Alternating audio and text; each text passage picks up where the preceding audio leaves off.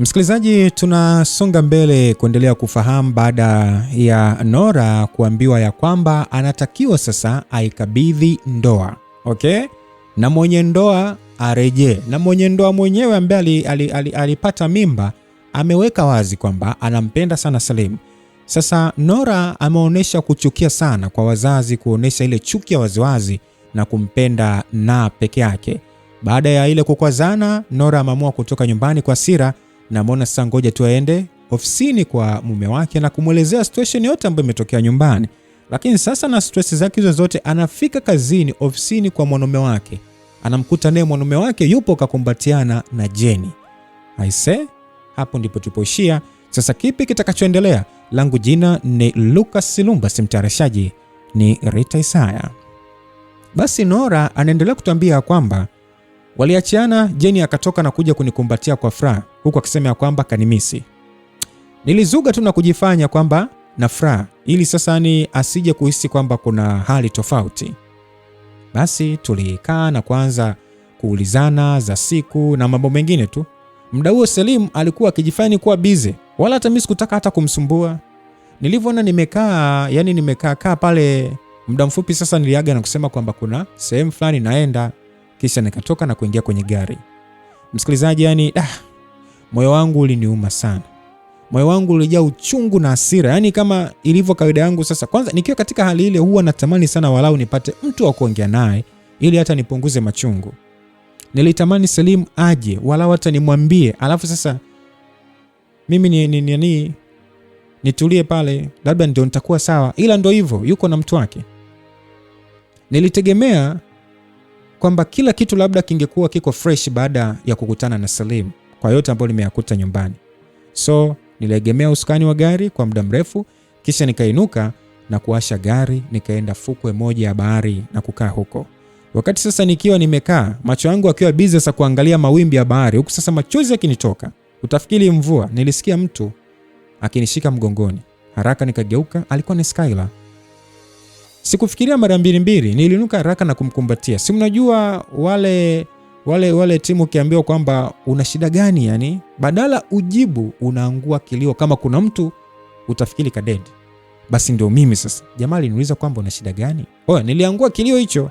Bahati nzuri hakukuwa na watu wengi. Skylar sasa aliendelea kunikumbatia, huku sasa akinituliza taratibu. Nililia mno na hizi sasa rangi zetu msikilizaji zilivyo, nilikuwa ni kama hoho nyekundu na mafua juu. Baada ya kulia kwa muda, nilinyamaza na kukaa. Basi Skylar akaniuliza kwamba kimetokea nini. Niliwaza kwa sekunde, nikaona sio vyema nikamwambia kwamba kinachonisibu, kwa sababu kwamba eti mimi nimuelezee yote niliyopitia, nikaona sio poa, kwa sababu huyu mtu si mtu wangu wa karibu kiasi hicho. Basi nikaamua kumdanganya kwamba nimeachwa. Maskini kaka wa watu akanipatia pole na maneno kadha wa kadha pale. Mimi nikawa najibu tu sawa, nitajaribu. Kwa kweli alifanya kazi kubwa sana mpaka kuhakikisha kwamba anacheka tena. Sasa bwana, kumbe wakati mimi nimetoka ofisini kwa Salim, alihisi kuna kitu hakiko sawa. Akashuka chini haraka ili sasa niwahi na kuniuliza nini shida, ila akakuta ndo nafanyaje naondoka. Hakutaka kurudi ofisini, akaingia kwenye gari na kunifuata kwa nyuma. Hadi nilipofika eneo ambalo nilikuwa nimekusudia, na yeye akasimama na kuangalia naenda kufanya nini. Baada ya mimi kushuka kwenye gari na kwenda kukaa, na yeye alishuka na kuniangalia kwa mbali. Alipoona sasa nimekaa, akataka kuja, ila ghafla akatokea Skylar. Hivyo akabaki amesimama na kutuangalia tu hadi pale alipochoka na kuamua kuondoka. Karibu kutwa nzima nilishinda nikiwa na Skylar. Jioni niliagana naye na kurudi nyumbani. Sasa nafika tu nakuta mabishano kati ya Salim na baba yake. Watu wote walikuwa sebuleni. Kutokana na vurugu sasa mimi sikuweza kusalimia, nikabaki tu na shangaa. Jabir alisogea na kuninong'oneza sikioni. Kumbe ugomvi wao ni kuhusu Salim kutaka kuondoka pale nyumbani. Sasa baba mtu alitoa kauli moja tu, akamwambia kwamba kama umeamua kweli kutaka kuondoka hapa nyumbani kwa lengo la kutaka kuwa na mji wako, sawa, nenda. Ila kabla hujaenda, naomba uache kila kitu ambacho unajua ni cha kwangu na uende ukaanze upya. Mzee alisema hivyo. Kauli hiyo sasa iliwaacha watu midomo wazi. Sio watu tu, hata mimi mwenyewe nilibaki na mshangao. Wakati tukiwa bado sasa kwenye mshangao, Jabir alinifinya kunitaka sasa nigeuke nyuma, hatua za miguu ya watu wakija upande wetu zikafanya sasa nigeuke haraka haraka. baba. Yes, alikuwa baba akiwa kaongozana na Nasra. Sio siri, nilishtuka. Nilijiuliza hawa wamekuja kufanya nini? Sasa baba mkwe baada ya kumuona baba yangu alitulia na kuwakaribisha kwa furaha. Salimu akataka kutoka. Baba akamwambia Salimu ya kwamba Salimu, naomba uwepo wako tafadhali. Unajua msikilizaji, mara zote Salimu huwa yani anamheshimu sana baba. Hivyo alikaa japo uso wake ulionyesha hasira. Baada ya kukaa nilimwangalia Nasra. Namna alivyokuwa sasa akiniangalia nikahisi hawa wamekuja kumwaga mboga kama nilivyohisi. Na ndivyo ilivyokuwa. Baada ya salamu, baba aliomba kuongea kila kitu, lakini hakusema kuwa kamleta Nasra ili abaki, bali alisema ameona jambo alilofanya sio zuri. Hivyo kaona ni vyema aje aseme na kuomba msamaha kwa rafiki yake huyo. Sasa kutokana na mchafuko wa hali uliokuwepo tayari ambao ulikuwa umeshatokea, jambo lile lilikuja kuongeza hasira. Baba mkwe alikasirika na kufoka. Upande wa mama mkwe akawa sasa anasema kwamba ndio maana nina tabia chafu. Sijui nilijua tu kwamba huyu sio yeye, maana Nasra ni binti mtifu na mwenye heshima, na huyu Nora ndio kaniharibia mwanangu. Maana kwa nini atake kuondoka wakati akiwa naye? Mbona alipokuwa bado hajaingia kwenye maisha yake alikuwa hana hata hilo wazo la kuondoka? Chanzo ni yeye. Sasa alivyosema hivyo ni kama alimzibua masikio baba mkwe. Kibao chote kikaniangukia mimi. Selim alisimama na kunitetea. Anti pia akakaa upande wetu. Fujo zikawa nyingi. Nasra sasa alisimama huku sasa akijifanya mpole. Akasema kwamba baba, ni kweli swala la Selim kutaka kuondoka limesababishwa na Nora. Na kumbuka mara ya mwisho kuonana naye kipindi ametoka honeymoon, alikuwa akisema kwamba hapendi maisha ya kuishi na familia ya mume. Msikilizaji, ni muangalia Nasra kwa mshangao. Mimi huyu Nora. Ni lini nikasema kitu kama hicho? Ukweli unajua nilishindwa hata kuongea. Nikabaki nacheka. Msikilizaji, kama mnavyojua ukicheka wakati watu wanaongea ni dharau. Tena dharau kubwa sana. Basi hilo nalo likajumuishwa. Baada ya mabishano kuwa mengi, baba mkwe alisimama akasema ya kwamba Bwana Khalid, kwa jambo hili umetukosea sana. Tena zaidi ya sana. Na imeniumiza mno. Sisi kutaka Nasra aolewe katika familia hii ilikuwa ni kuendeleza na kudumisha undugu wetu. Pia tulimchagua yeye kwa sababu tulimuona ni binti mwenye heshima, mtiifu na kila aina ya tabia njema alikuwa nayo. Hiyo ndio ilikuwa ni sababu tukamchagua yeye na sio huyo ambaye amekuwa na tabia chafu tu. Hata macho yake tu kiangalia anaonyesha kabisa hafai hata kuwa mke wa mtu huyu. Hasa kwa kijana wangu. Na kwa kuwa sasa hakutakiwa kuolewa yeye, basi hata hii ndoa ni batili, haipo kabisa. Basi baba alikaa vizuri na kumjibu mzee mwenzake. Baba akasema kwamba ndugu yangu, ni kweli nimekukosea sana tu, na unayo haki ya kuamua lolote juu ya hili, ila kikubwa tu mimi ninachokiomba kutoka kwako ni msamaha bwana. Ili amani iendelee kuwepo. Baba mkwe akasema kwamba amani na msamaha vipo na vitakuwepo, ila hii ndoa mimi siitambui tena, na kuanzia sasa binti yako huyu atafutwa kwenye familia hii. Na hii ndio kauli yangu ya mwisho. Hii ndoa haitakuwepo tena. Talaka zitatolewa na kila kitu kitafutwa. Msikilizaji, hivi ulishawahi kukaa na kuona maisha yako ni kama movie? Ulishawahi? Kama hujawahi basi usiku jitahidi kufikiria. Yaani unajua siku hii nilikuwa naangalia huku nikiona kama picha fulani hivi la Kihindi. Sio siri, niliwaona wazee wote hawa hawana akili. Kwanza Selimu alisimama na kunishika mkono. Kisha akasema kwamba mmeongea sana na kutumia nguvu nyingi sana. Mkasahau huyu ni mke wangu. Na mimi ndio niliyemwoa, sio nyie. Labda niwaambie tu kitu kimoja. Huyu mnayemuona ni mchafu wa tabia, ndio mwanamke wangu. Sawa? Mke wa maisha yangu. Na nampenda sana. Na tabia zake hizi mimi najivunia sana yeye. Hivyo siwezi kumwacha kwa namna yoyote ile. Iwe umesema siji wewe baba au hata aseme mkuu wa dunia, siwezi kumwacha Nora.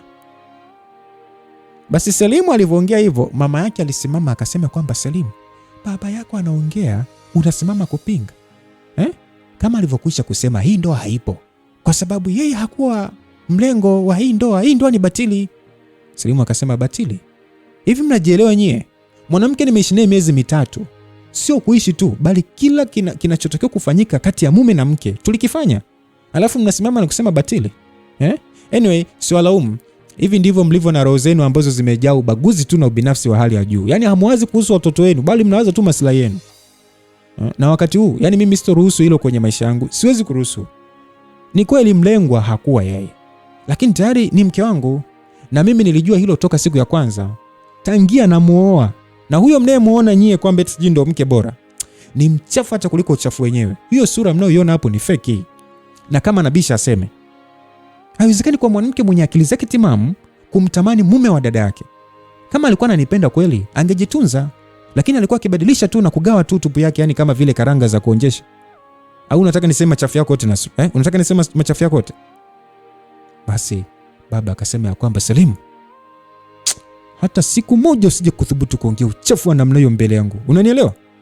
Binti yangu mimi nimemlea mimi na namjua vizuri sana. Hauwezi kuwa na uchafu wa namna hiyo.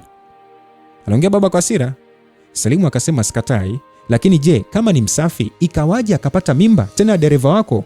Je, una habari kuwa hata rafiki yako naye alikuwa akitoka na wewe binti yako, huyo binti yako mtukufu huyo? Unafahamu? Je, unajua kwa nini aliachika? Na una uhakika ile mimba iliharibika? Basi mzee akasema, Salimu, nimesema kaa kimya. Salimu akasema kwamba inauma inauma kuona kipenzi chako akisemwa vibaya Basi na mimi nikiwa kama Salimu nasema hivi, Nora ndio mke wangu mimi.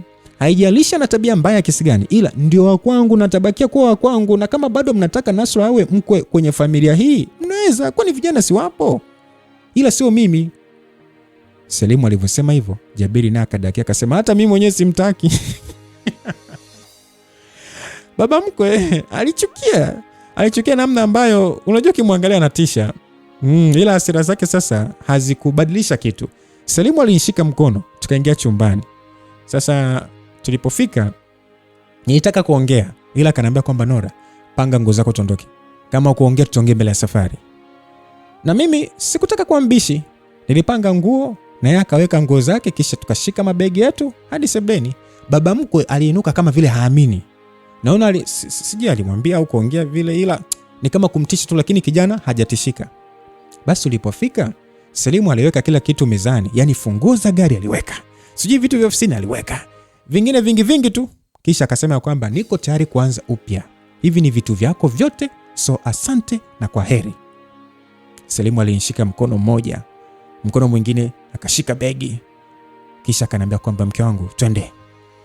Basi tulipiga hatua kuelekea nje. Mara Jabiri akaja, alikuwa anakuja kwa anakimbia. Huku sasa naye anaburuza begi lake akasema kwamba na mimi naondoka.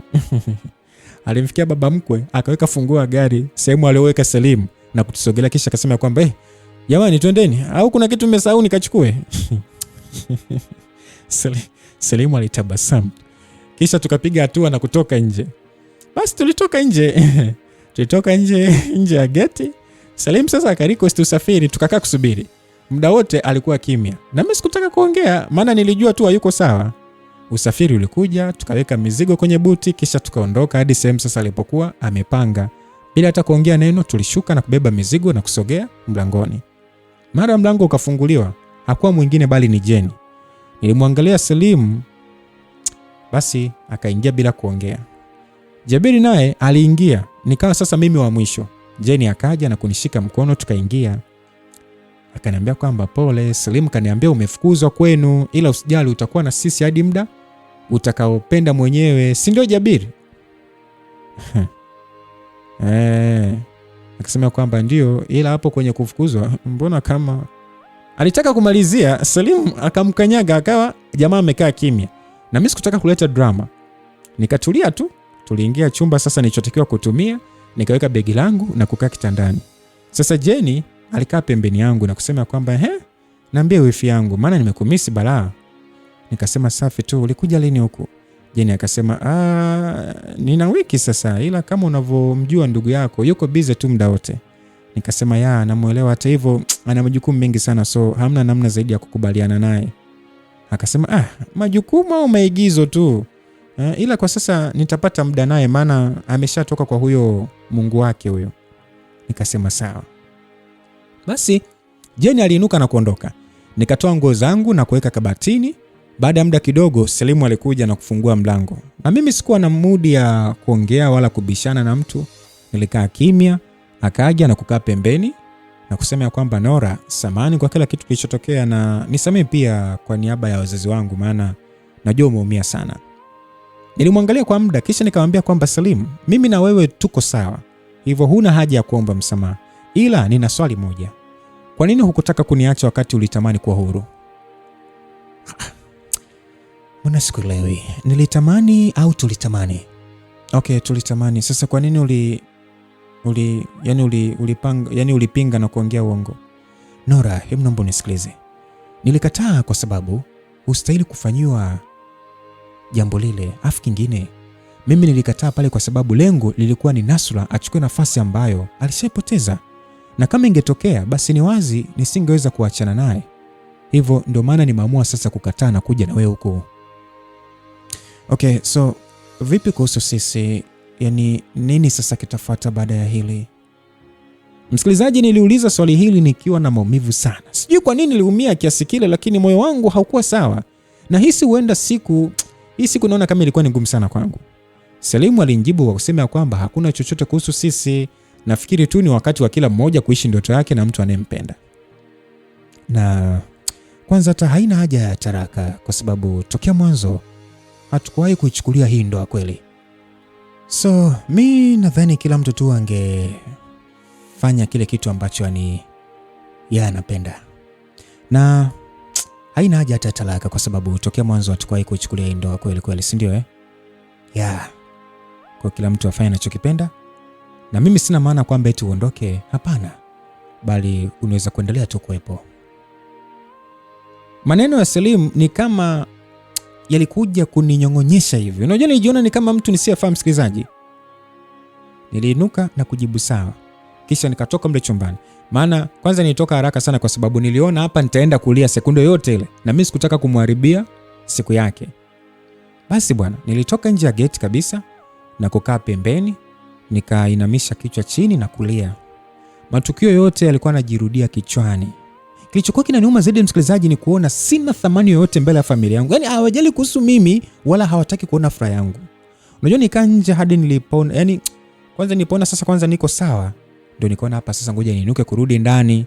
Nikakuta watu wako busy tu na mambo yao. Na mimi sikutaka kuharibu siku yao. Nikaingia chumbani na kuchukua headphone, nikaweka muziki kisha nikatoka na kumuuliza Jenny aka mama mwenye nyumba kama kuna kitu cha kupika nikapike zangu, maana nikikaa tu nitaishia kulia. Basi Jenny yeye aliinuka, tukaongozana hadi jikoni. Hakukuwa na vitu hivyo nikaomba nitoke kununua. Yote hayo nataka tu msikilizaji kuiweka akili yangu busy.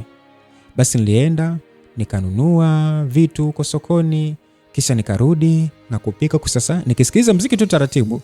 Nilipomaliza nikaweka mezani na kuwakaribisha wakaja tukala pale, kisha nikatoa vyombo na kuvisafisha. Nilipomaliza kuweka kila kitu sawa, niliingia chumbani na kujifungia. Yaani pamoja na kujiweka busy lakini bado sikuwa sawa kabisa. Kwa mara ya kwanza nilihisi kama muziki unanipigia kelele. Nikazima, nikajifunika mwili mzima. Nitafakari maisha yangu. Nitafakari kwa kina sana. Nikachambua kila jambo ambalo nilolifanya ili nione ubaya wangu uko wapi, hadi kufikia tu wazazi wangu wanione kuwa mimi sistahili furaha. Bali mwenye kustahili furaha ni na. Unajua niliwaza sana hadi kichwani ni kama kikaanza kuniuma. Nikatamani basi hata nipate usingizi walau nilale, ila sikuweza kulala. Niliendelea tu kujilaza. Mara mlango bwana uligongwa. Nikajifanya sisikii. Simu ikaita, nikaangalia alikuwa ni Salim. Kwa hiyo sikutaka kupokea, nikaiweka pembeni. Alipiga mpaka akachoka, mwisho akaacha na mimi sikusikia mlango ukigongwa tena. Na sikujua hata usingizi ulinichukua saa ngapi, ila nilikuja kushtuka nikiitwa kucheki pale muda ilikuwa ni 3:00 asubuhi. Nijivuta na kuamka, nikasogea na kufungua mlango. Alikuwa ni Jabir, ndo aliyegonga. Kwa hiyo tulisalimiana pale, kisha nikatoka na kwenda mezani. Sasa Salim na Jenny hawakuepo. Niliuliza nikaambiwa kwamba wametoka asubuhi. Na mimi sikuwa na swali lingine, nilikaa na kuanza kunywa chai. Jabir bwana alikuwa akiniangalia kwa muda mrefu sana. Kisha akasema kwamba najua unaumia kwa yale yote ambayo yametokea, ila naomba nikuulize swali. Haujisikii vibaya kumuona Salim akiwa na mwanamke mwingine, tena mko nyumba moja? Najua ndio Salim alishaniambia mahusiano yenu kuwa hamjawahi kuishi kama mke na mume. Ila pamoja na hayo, mimi naona kama sio sawa nyie kuishi nyumba moja huku sasa akiwa na mtu wake. Ndio maana nimeuliza. Msikilizaji, nilikunywa chai kwanza ili nimjibu. Nikasema ya kwamba kinachofanya mtu kuumia au kuhisi wivu ni upendo au mapenzi. Hivyo ndivyo vinavyofanya watu wanaumia. Sasa mimi na Salim hatuna mapenzi yoyote wala hisia zozote. Sasa iweje niumie kama ni mahusiano yake na Jenny? Nafahamu sana toka tukiwa honeymoon. Hivyo hainisumbui. Hata hivyo hatukupangwa kuwa kitu kimoja. Ndio maana yote haya yametokea, na yeye ni yeye na mimi ni mimi. Jabir akasema, Nora, yani sauti yako inakusaliti kabisa. Yani nasikia kabisa namna unavyoongea ni kama mtu mwenye maumivu. Sasa sikia, mimi naelewa kwamba hamkupendana hapo kabla, lakini mnaweza kupendana sasa hivi na kufanya ndoa yenu kuwa na furaha. Mimi naamini hilo. Jabir, furaha, kupenda, nahisi hivyo vitu haviko kwenye maisha yangu. Kama babangu ananiona mimi sifai kupendwa wala kufurahia, unafikiri kuna mwanaume anayeweza kuliona hilo kwangu? Nimeishi na Salim miezi 3 usiku mchana, lakini hajaona wala kuhisi. Je, kuna mwingine anayeweza kuona? Labda, ila sidhani. Daima mimi ni mbaya, sina hadhi wala sifa za kuwa mke au mama kwa mtu, na ndio maana Salim pamoja na familia yake hawanitaki. Of course silaumu, ila nimefurahi kujua nafasi yangu juu ya watu wanaonizunguka. Pia kujijua mimi yani ninaonekanaje juu ya uso wa dunia. Kwa hiyo ni ukweli naoona. Of course naumia, lakini ndio ukweli ulivyo. Msikilizaji, niongea kwa uchungu na kufuta machozi. Kisha nikavuta kiti na kuinuka. Niliingia chumbani, nikafunga mlango na kusimama kwenye kioo. Nilijiona sifai. Matukio yote toka nikiwa mdogo yalianza kujirudi kichwani mara zote. Unajua wakati wote Nasra amekuwa akionyesha upendo kuliko mimi, na sikuwahi kujali wala kuumia, japo nilijua waziwazi kwamba nafasi yangu ndani ya moyo wa baba na mama ni ndogo, ila sikuwahi kukaa na kuumia kiasi hiki. Nililia yani mpaka nikalala. Nilikuja kuamka, ilikuwa ni time ya mchana. Simu yangu ilikuwa inaita, kuangalia mpigaji alikuwa ni Hashim. Nilipokea, akaniuliza niko wapi, nikamwambia, akataka kuja, nikakataa.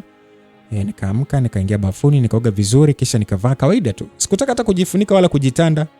Nilivyoona niko sawa, nikatoka na kukuta sasa Jabir amelala kwenye sofa. Nikampita na kuondoka. Nilienda mpaka hoteli moja hivi iliyokuwa karibu na pale nyumbani. Nikampigia Hashim na kumwambia kwamba aje pale.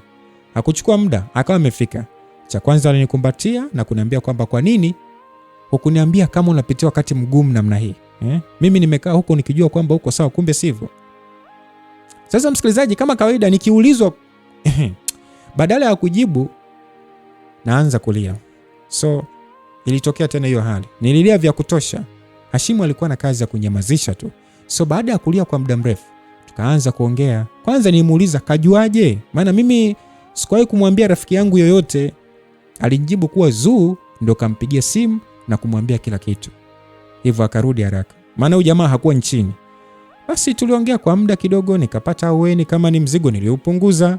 Hashim sasa alitumia muda huo kunifanya nitabasamu. Tena tulizunguka sehemu zote ambazo nilikuwa napenda kufika. Akaniulia vitu kibao, vyakula ndo siseme. Alafu sasa mimi nina kitu kimoja. Yaani unajua mara nyingi kama siko sawa huwa nakula sana. Sijui kama kuna mtu yuko kama mimi, sielewi. Ila mimi nikiwa na hasira au namna yoyote ya kutokuwa sawa huwa nakula kwa kwenda mbele. Basi muda ulipoenda nilimuomba anirudishe nyumbani. Hivyo nikaingia kwenye gari na vitu vyangu, huyo tukaanza safari ya kurudi. Hakukuwa na foleni. Hivyo tulifika nyumbani haraka, ila hakutaka kuingia ndani. Nikashusha vitu na kuingia ndani, na mkuta Salimu akiwa amekaa huku sasa kainama. Aliponiona akainuka haraka na kuja kunikumbatia. Kwanza nilishangaa, huyu vipi huyu? Akaniuliza kwamba nilikuwa na wasiwasi sana juu yako. Kwa nini tokea jana ulionyesha kutokuwa sawa? Hivi huyu ana wazimu nini? Nikasema kwamba Salim, naomba basi uniache. Unanikaba bwana. Muone eti ulikuwa na wasiwasi juu yangu. Mimi ni mpenzi wako. Hadi wewe na wewe wasiwasi ama? Nora. Kwa hiyo mtu kuwa na wasiwasi hadi awe ni mpenzi wako ama? Sasa je? Sasa wewe unanionea wasiwasi wa nini? Kwa misingi ipi? Kama sio matumizi mabaya tu ya hisia. Wewe unaoita wasiwasi. Hebu sogea bwana, mimi nikae bwana. Basi jamaa aliniachia. Nikaingiza vitu vyangu chumbani, kisha nikatoka na kukaa. Salim naye akakaa na kuuliza kwamba ulikuwa wapi? Halafu mbona jana nimekugongea mlango lakini haukutaka kufungua? Sikufungua kwa sababu mimi sina desturi ya kumfungulia ama kufungulia wanaume za watu tena usiku. Kwani ulikuwa na shida gani? Nora, sasa badala ya kunijibu na niuliza tena. Sasa hebu naomba nijibu kwanza. Siku nzima hukuepo. Ulikuwa wapi? Na simu yako kazima. Nilikuwa nimeenda kutembea. Na mbona kama unataka kuvunja maneno yako? Wewe jana umesema kila mmoja aishi vile anavyopenda. Sasa hizi za ulikuwa wapi zinatokea wapi? Nora, naomba nisikilize. Of course nilisema hivyo, lakini mimi sikumaanisha mtu atoke bila kuaga na simu azime tena siku nzima. Pole, ila ulitoka na huyo nyongo mkali aini wako aka tajiri wa mifupa maskini Nimalizie. Tajiri wa mifupa maskini wa nyama. Ndio maana mimi sikuaga. Nora, umeanza Afu mimi nishakwambia basi bwana. Najua bwana. Sasa hivi unafanya kazi gani kwanza? Maana ulinikabidhi kila kitu. Yaani ulikabidhi kule kwa mzee kila kitu. Unafanya kazi gani? Wewe uko unavyoniona mimi naonekana ni mjinga kiasi cha kuchukua maamuzi huko sasa nikiwa sijajipanga. Sasa hiyo umesema wewe. Mimi nimeuliza, ulitakiwa kunijibu, sio kwanza kutoa maelezo au maswali haya usinijibu tena.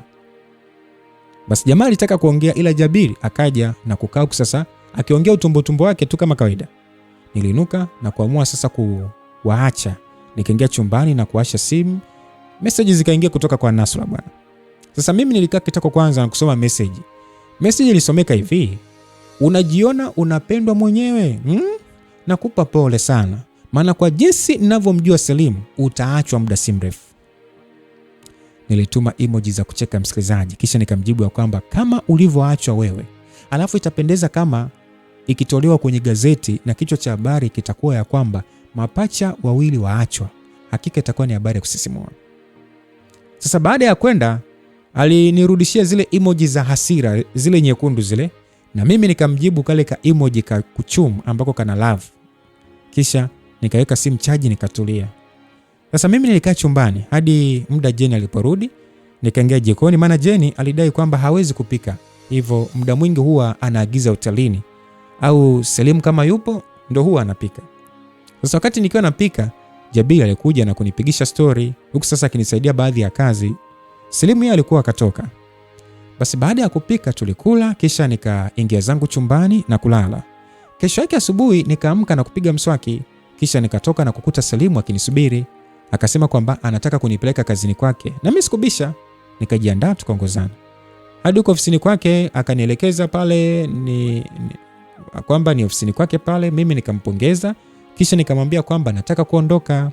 Akaniambia kwamba Nora, naomba ukae hapo tuongee. Basi mimi nivuta kiti na kukaa. Naomba nisikilize Nora. Mimi nimetaka kuongea na wewe kuhusu wewe. Yaani vipi, yani una mpango gani na maisha yako? Yaani maanisha kwamba hauna ndoto ama hutamani kufanya shughuli yoyote? Sidhani kama kuna mtu ambaye ni mzima akakosa malengo. Of course nina ndoto na pia natamani kufanya kazi, ila naona wakati bado. Ukifika tu mimi nitafanya. Sasa wakati gani ambao unaona bado Nora? Wakati ni sasa. Ukisema usubiri utapoteza muda. Ona, sasa sikia, mimi nitamani sana kufikia hii hatua. Ila kila siku nilikuwa nasema wakati bado. Hatimaye nimefanya wakati ukiwa umeenda sana. Sasa wakati wako ndo huu, wala haukuwa ule. Kwa hiyo acha kusema kwamba eti umechelewa, kwamba no, muda bado nao. Kuhusu mimi naomba tu niache. Hata hivyo sina cha kupoteza. Nilimjibu hivyo na kuinuka ili sasa niondoke.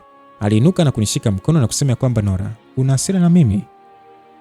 Unanichukia? Hapana, sasa kwa nini nina hasira na wewe? Afu na kwa nini kuchukia? Mimi siwezi bwana, wewe kuwa na amani. Sasa kama sio, mbona hizi siku unanikwepa sana? Mwanzo ulikuwa ni mwazi sana kwangu na ulikuwa huru sana kuniambia chochote. Lakini sasa hivi umebadilika, yani hauko hivyo tena. Kwa nini? Kama kuna kosa lolote naomba unisamehe. Ila please, naomba usiwe mbali na mimi. Kwa sababu nimekuzoea sana na pia wewe ni rafiki pekee ambaye ninakuamini. Kunizoea rafiki? Hivi kumbe na vyeo alafu hata sijui. Nilijua rafiki yako pekee ni Jeni, kumbe na mimi. Nora, wewe ni rafiki yangu na Jeni ni mwanamke wangu kama ilivyo kwako Skyla kwamba ni mwanaume wako. Na mimi rafiki yako. Oh, wow. Imekaa vizuri. Sawa, nimekuelewa bwana. Nimekuelewa sana bwana rafiki. So, bye. Tutaonana jioni. Basi mimi nichukua pochi yangu na kuondoka. Nilishuka nikihisi kama kuna kitu kimenikaba hivi kwenye koo. Hasira sio hasira, yani vurugu mechani. Sasa mimi nilichukua usafiri nikitaka sasa kwenda kwa Hashim. Ila nilipata wazo na kubadilisha safari yangu, nikaenda moja kwa moja hadi kwa Skyla. Nilitoa simu yangu na kumpigia. Haikuita hata mara mbili akapokea. Akasema kwamba hello my queen. Nikasema yes mambo. Akasema poa tu, I miss you. Nikasema nimekumiss zaidi. Vipi uko wapi? Akasema kwamba niko hotelini. Vipi naweza kukuona?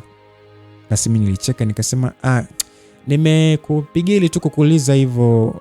Okay, so tukutane wapi? Alinijibu na mimi sikuchelewa nikaenda chap. So baada ya muda nilifika na kukuta sasa akinisubiri. Alivyoniona tu akasimama, nitabasamu na kuongeza mwendo. Alivyo sasa na vituko akanifuata na kulishika mkono. Eti nimeona nikusindikize usije kufika mwenyewe. Basi mimi nilicheka na kukaa, kisha akaanza kuniuliza maswali kadhaa kuhusu afya yangu na ninavyoendelea. Nilijibu sasa mimi nikitaka kucheka. Maana alivyokuwa amekaa, yani ukimwona msikilizaji unaweza kusema kwamba huyu mtu yuko serious kweli. Basi bwana, kwa kuwa sasa ilikuwa bado mapema, tukapata chai kisha tukaondoka kwenda kuzurula. Swala la kuswampa msikilizaji ninapokuwa na Skyla au Hashim ni kitu cha kawaida sana. Tulipita kila sehemu tuliyoona tunaweza kufika. Sasa jioni ilipofika, nikaomba kurudi nyumbani. Kama kawaida akanirudisha na kuhakikisha kwamba nimeingia ndani. Uwepo wa Hashim na Skyla ulinitosha kuondoa upweke na mawazo yote. Hashim alikaa wiki tu, akarudi chuo, nikabakia na Skyla.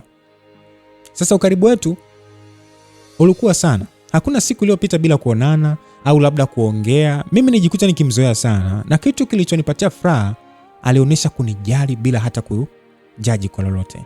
Zaidi tu labda nikikosea, anasema kuwa hapa unakosea, na mimi najirekebisha, mambo yanaendelea. Kuhusu Selim, tulikuwa tunagombana karibu kila siku, na sababu zilikuwa ni za kijinga. Zilikuwa ni za kijinga sana. Mfano, unaweza kurudi nyumbani ukakuta amenuna. Ukimsemesha labda kiutani tu ni ugomvi. Mwisho nikaona hapa ngoja tu nifanye mambo yangu. Kama alivyosema kwamba kila mtu afanye mambo yake fresh, ila sijui alikuwa na shida gani na mpenzi wake, maana walikuwa ni wanagombana sana mara kwa mara. Jeni mara nyingi akawa sasa akinilalamikia kwa Selim kabadilika, wala sijui haelewi shida nini. Na mimi jibu langu mara zote lilikuwa tu nivumilia, jitahidi kuongea naye. Sasa siku moja nilikana kujiuliza, kama tunaishi kila mtu na mambo yake, alafu tunagombana mara kwa mara, mtu haeleweki ana shida gani? Sasa naishi hapa ili iweje? Nilivyoona hivyo nikaona napoteza muda wangu. Maana kama ndoa haipo, amani pia hamna. Basi nikatafuta kazi, nilipopata tu nikapanga kuondoka na kwenda kivyangu vyangu. Nisubiri jioni arudi kutoka kazini. Hapo sasa nilikuwa nimeshapika kila kitu na kutulia. Muda ulipofika, alifika kwanza Jeni muda huo hakuepo. So muda ulipofika alifika na Jeni ndio hivyo hakuepo.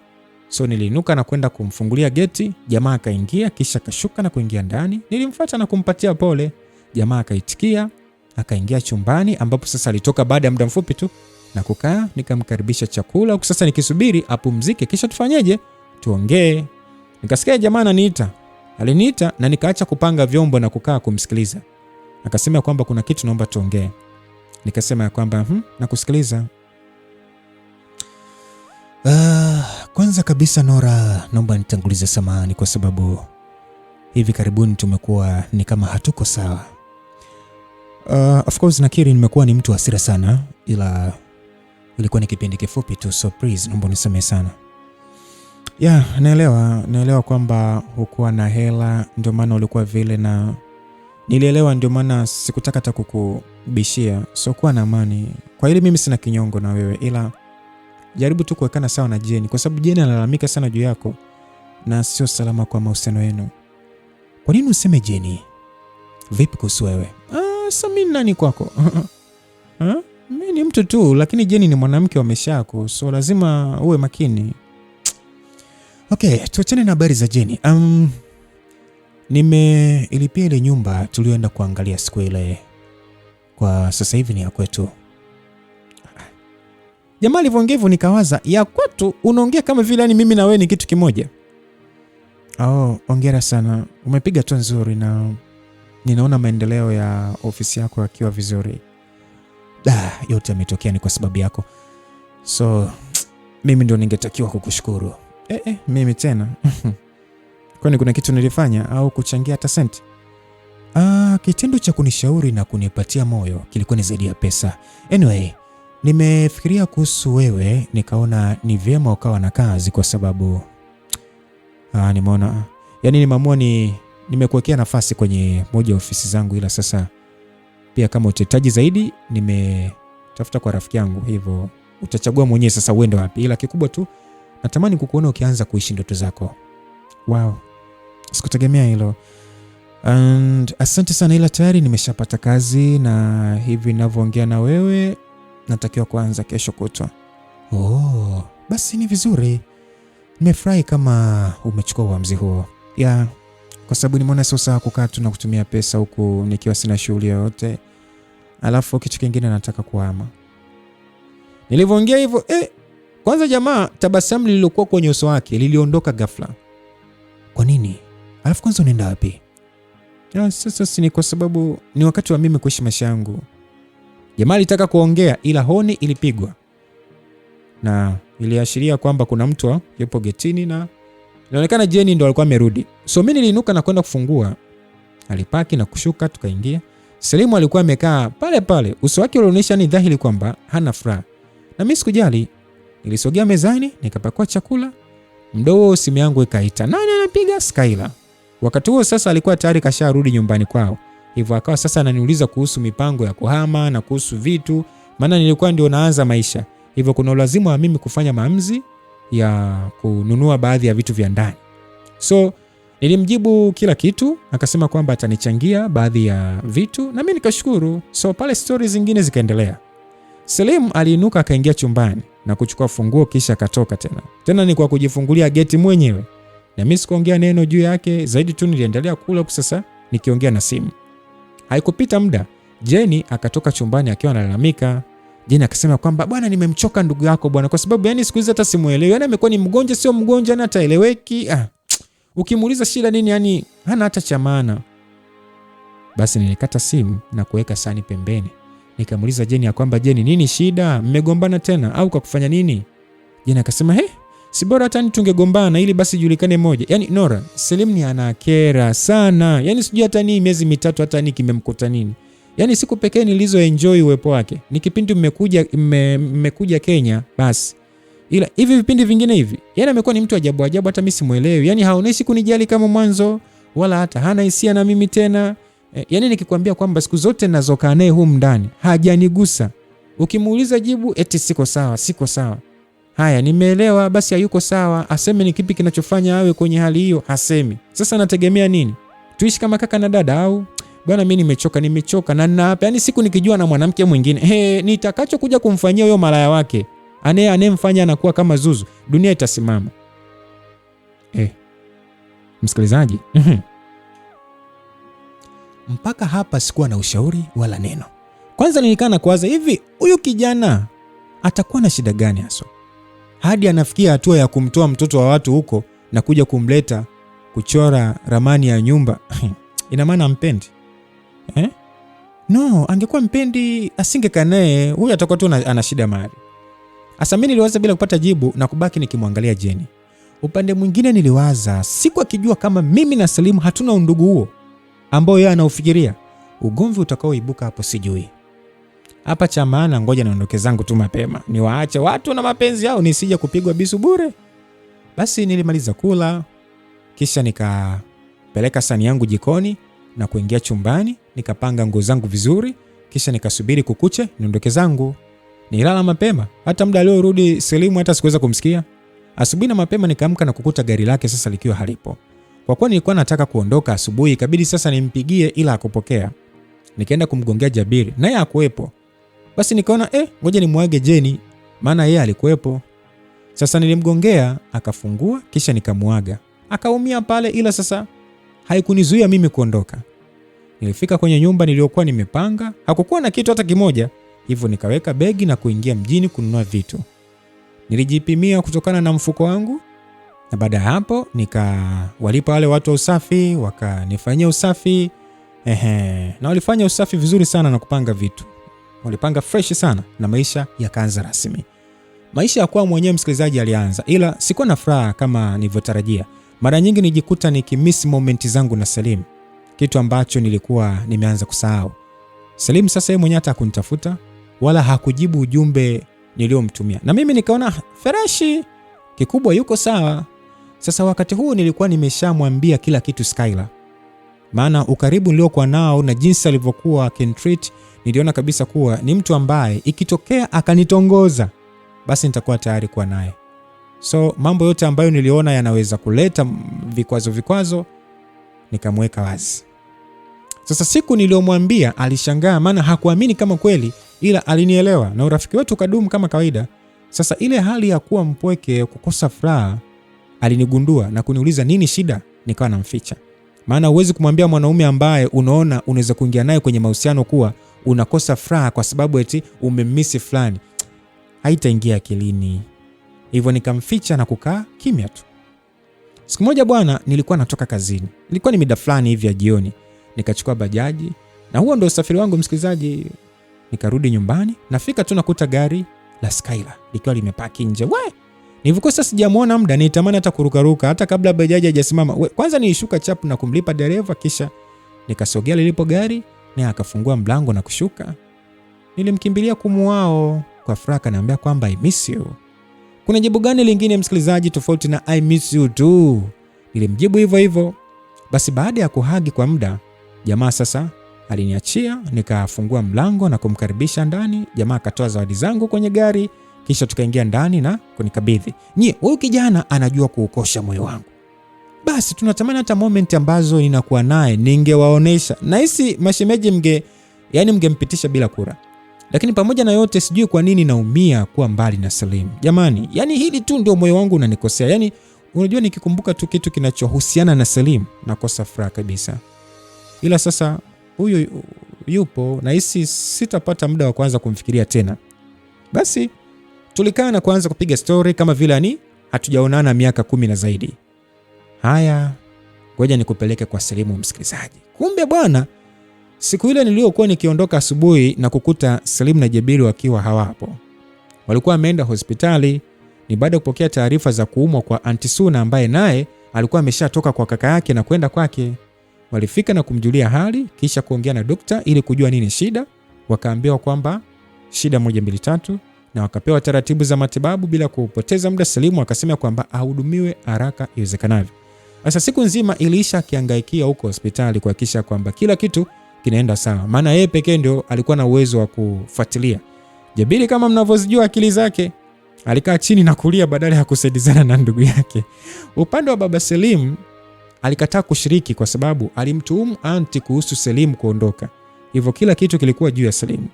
So baada ya kupatiwa huduma na kupata walau nafuu kidogo, waliruhusiwa kumuona. Sasa swali la kwanza baada ya salamu, anti alimuuliza Salim ya kwamba Salim yuko wapi Nora? Salimu akajibu yuko nyumbani. Anti akasema anaendeleaje na hali? Salimu akasema yuko sawa anti. Anti akasema vizuri, nimemkumbuka sana na natamani walau kumuona au kusikia sauti yake. Basi Salim alitoa simu mfukoni ili anipigie. Akakutana na message niliyomtumia. Jamaa alishtuka ila hakutaka kuonesha ili kutokumpatia anti wasiwasi. Sasa jamaa aliongea na anti kwa muda mfupi, kisha akamwambia kwamba anatoka kidogo atarudi. Alimtumia message Jabiri akimtaka amwangalie mama yake kwa umakini, kwa yeye anaenda nyumbani mara moja. Basi njia nzima alikuwa akinipigia simu. Bahati mbaya simu ilizima, hivyo hakuwa akinipata. Sasa jamaa alifika nyumbani. Salamu ya kwanza alimuuliza Jenny ya kwamba yuko wapi Nora. Jenny akajibu kwamba ameondoka. Vipi, kwani mbona umepaniki hivyo? Salimu akasema ameondoka saa ngapi? Jenny akasema aliondoka asubuhi, kwani hakukuaga? Basi Salim hakujibu. Akachukua simu na kuendelea kupiga, ila bado hakunipata. Alihisi kuchanganyikiwa. Sasa Jenny alibaki akimwangalia asimuelewe kwa nini yuko hivyo. Alitoka na kwenda hadi chumba nilichokuwa natumia. Akafungua kabati hadi bafuni, kimya. Sasa Jenny akamuuliza kwamba Salim, kwani una shida gani? Mbona sikuelewi? Salim akasema hivi, kwa nini wakati anaondoka haukunitafuta?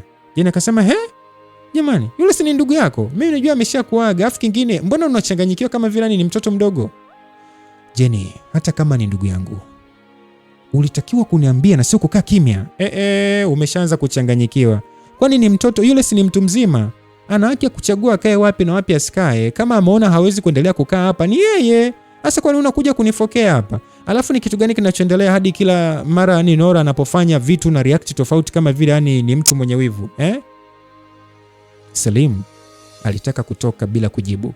Jenny akamshika akamrudisha, akasema kwamba Salim, naomba unijibu kwa nini? Maana kuna vitu mimi nikifanya mimi ukasiriki, ila akifanya Nora unakasirika. Na hii nimeiona tokea tukiwa Kenya. Na sio hilo tu, hata anapokuwa karibu na wanaume, yani huwa ni kama unaonyeshwa kama kuchukizwa. Kwa nini? Salim alimsogelea Jenny na kusema kwamba unataka kujua, si ndio? Unataka kujua Haya, njoo. Jamaa alimshika mkono na kwenda hadi chumbani.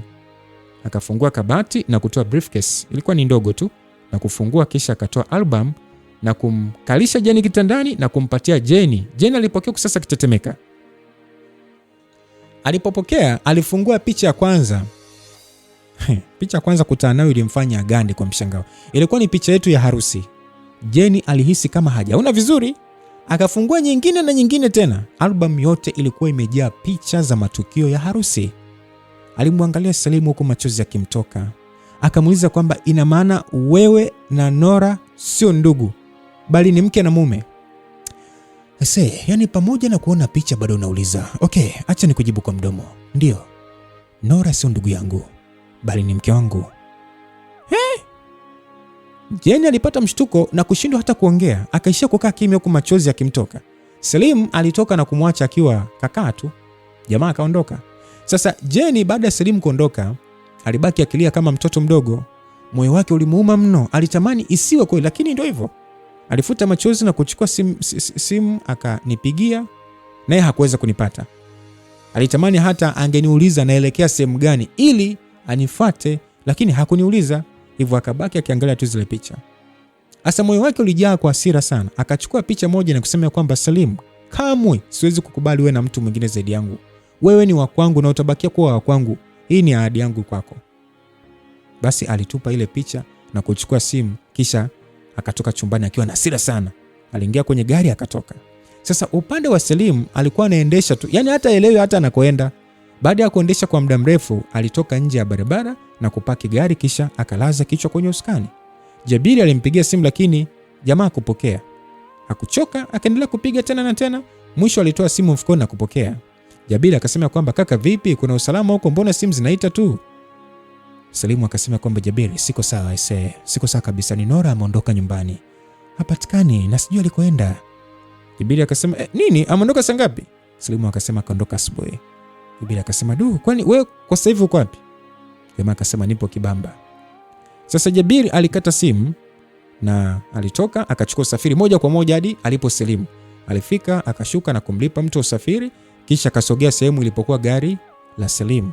Akafungua mlango na kuingia, akapiga pale ndugu yake mgongoni, yani kama ile kumpoza. Basi Salimu aliinua uso na kumwangalia Jabiri. Akamuuliza kwamba Jabiri, hebu naomba niambie kwanza, nitampata Nora na atakuwa kwangu, si ndio? Jabiri akasema, hebu tulia kwanza bwana, Nora ni lazima tutampata na atakuwa kwako, sawa? Basi Jabiri aliendesha na kurudi nyumbani. Wakiwa sasa njiani, alimuuliza kuhusu anti. Jabiri akasema kwamba baba yake tayari ameshafika, hivyo ndio aliyebakia huko. Sasa upande wa Jenny, msikilizaji, baada ya kutoka nyumbani alikuwa akielekea kwa rafiki yake. Akiwa njiani alihisi ni kama kumuona mtu, ni kama kwanza alitoka nje ya barabara haraka na kupaki, akashuka na kwenda kumvamia yule mtu ambaye alikuwa amemuona. Alianza kumpiga, hakuwa mwingine bali alikuwa ni Nasra. Kichwani mwake alijua ni mimi. Hata hivyo hakuwahi kujua kama tuko mapacha. Alimshushia kipigo. Alafu sasa ukitegemea hakuwa na mambo ya kupigana, unajua ni mpole. Hata hivyo alishtukizwa. Basi akapatiwa kichapo hicho. Watu sasa walivyokuwa waambea wakabaki kushangaa. Badala ya kuamua, wengine hadi wakaanza kurekodi video.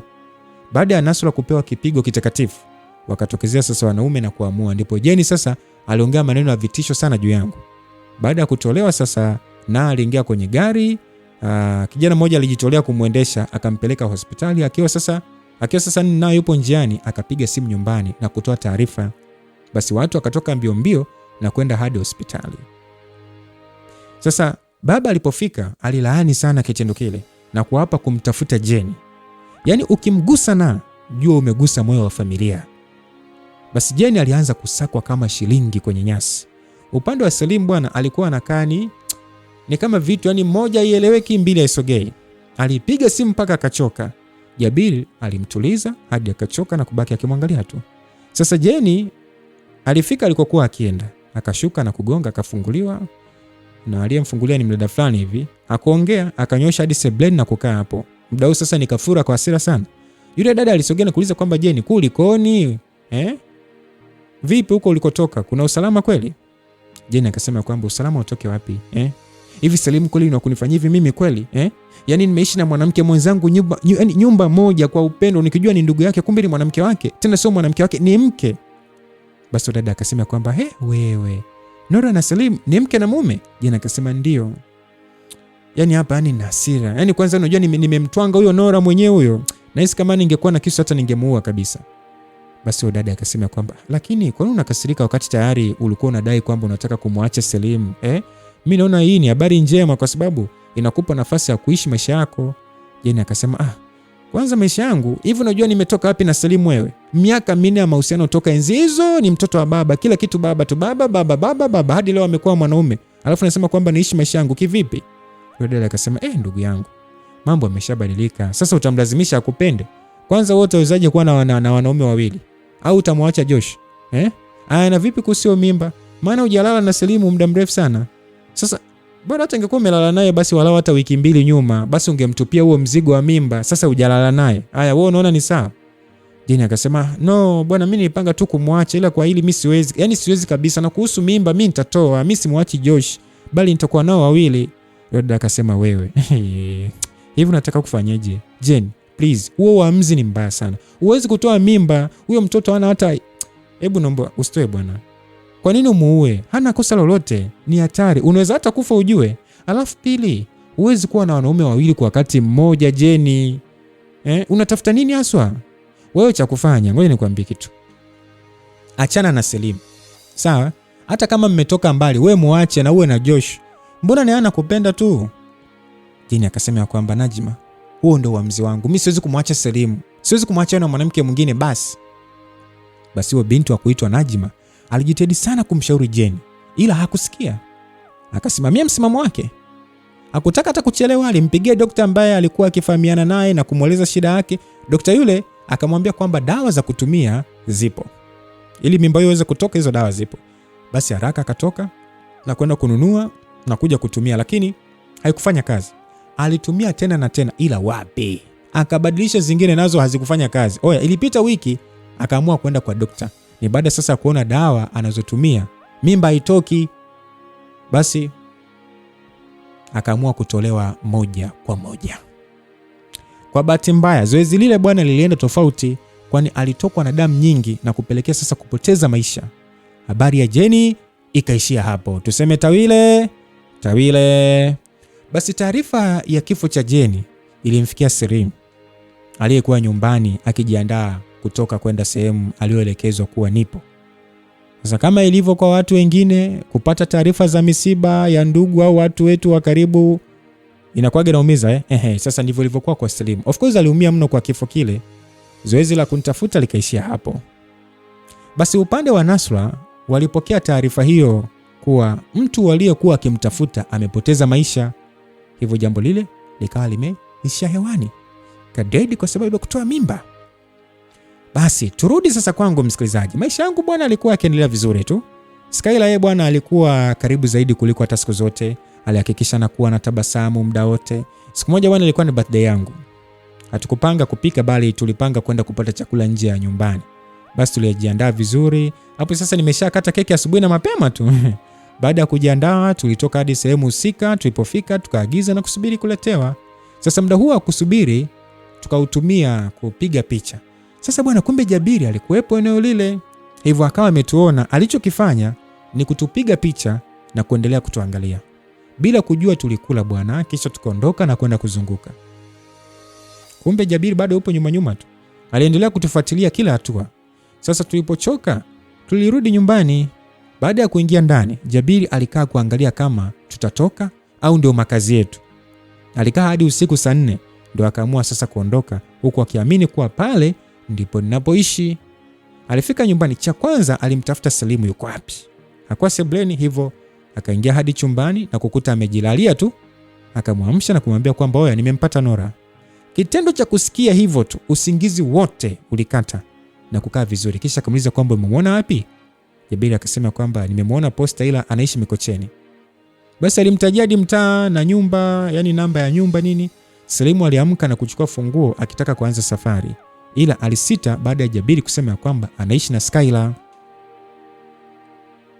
Unasemaje? Ya, kwa sasa anaishi na Skyla. Salimu airudi na kukaa kama mzigo aise. Naona ni kama ni ujinga wangu tu. Niliruhusu aondoke, sasa nimempoteza. Jamaa aliongea kwa uchungu sana. Jabiri sasa alisogea na kumshika, kisha akamwambia kwamba sio ujinga, bali ilibidi iwe vile, ila bado una nafasi kwa sababu Nora bado ni mke wako, hivyo unaweza kumrudisha kwenye maisha yako. Ila tu hapa tunatakiwa kutumia akili sana, kwa sababu kubadilisha moyo wake sio kitu kirahisi. Nadhani unamjua Nora vizuri sana. Jabiri, of course nafahamu na ni mke wangu, lakini kwenye karatasi ndio inavyotambua hivyo, maana hatukuwahi kuwa na mapenzi hapo kabla. Hivyo sio rahisi kama unavyofikiria. Bro, yule ni mkeo bwana. Hata kama ni kwenye karatasi au vijiti, bado ni mke wako. Swala la sija mkuwa na mapenzi kabla, hilo bwana aliingiliani. Yaani hapa cha muhimu mimi ninachojua hapa ni kwamba Nora ni wa kwako. Potelea mbali kama wameshapika na kupakua. Sisi tutaosha na kupika tena bwana, na tutapakua tena. Jabiri, naomba uchunge kauli zako, sawa? Sidhani kama Nora anaweza kuruhusu mwanaume yote kumgusa. Si kwa sababu sio mzima ana nguvu za kike, si ndio? Jabiri, usije kunifia hapa. Ila ukweli nikwambie tu, binti yuko na Skyla. Hivyo lala, ukiamka uwe na jibu utafanya nini. Ngoja mimi bwana nikaombe maombi. Jogoo asiwike ili asije akampanda jike wetu bure. Ila nadhani kwanza nina dhambi nyingi sana. Sijui hata kama maombi yangu yatafika. Jamaa aliongea kiutani bila kujua kwamba anamuumiza mwenzake. Sasa aliinuka na kuondoka, akamwacha Salimu akiwa sasa amekaa huko sasa akilia. Ni kama ani ameshavuruga vile. Aliwaza, ina maana sasa hivi kuna mtu anayekula chakula alichotakiwa kula yeye. Usingizi uligoma.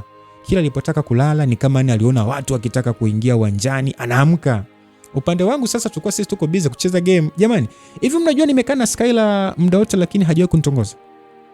Yaani wala tele kuonesha dalili, no.